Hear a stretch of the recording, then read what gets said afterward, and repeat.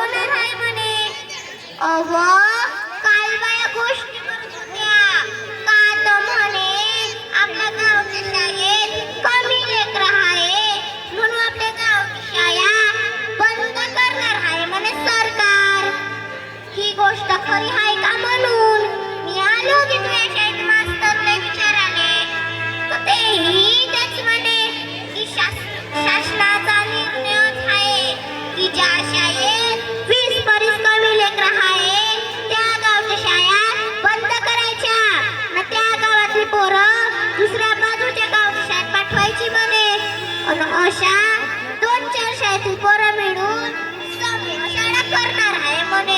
मग तिथं जास्त पोरं राहिली तर त्यांचं गुणवत्तापूर्ण शिक्षण मिळणार आहे म्हणे. त्याच्यात कौशल्य विकास होईल म्हणे. पण ही आमची लहान लहान लेकरं रोज त्या शाळेत जायला तर पाहिजे. ही लेकरं रोज त्या शाळेत जाऊच नाही शकली तर काय चाललं गुणवत्ता आणि काय चालला विकास सांग व माय.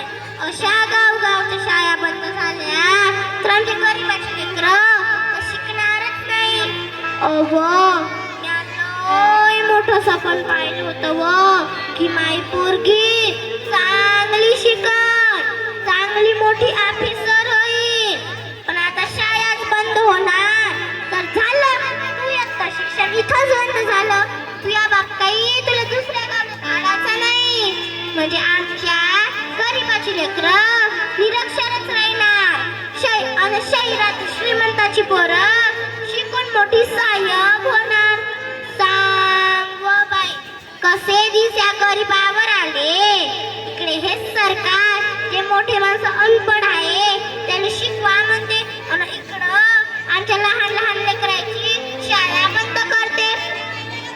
आता मला सांगा ही मोठी माणसं शिकून चंद्रावर जाणार आहे सूर्याला हात लावून देणार आहे नाही. मला तर वाटते माझे पहिलेच वर्ग गेले आहे त्याला शिकवायची सोय सरकार करून राहिलंय काका.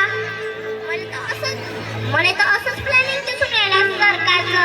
ते म्हणते ना शेती गाडा आणि काम बिघाडा सारं बिघडण्याचेच लक्षात दिसून राहिलं. नाहीतर इकडे हे सरकार जे गरिबांसाठी अनेक योजना राबवते गरिबांना मोफत धान्य वाटते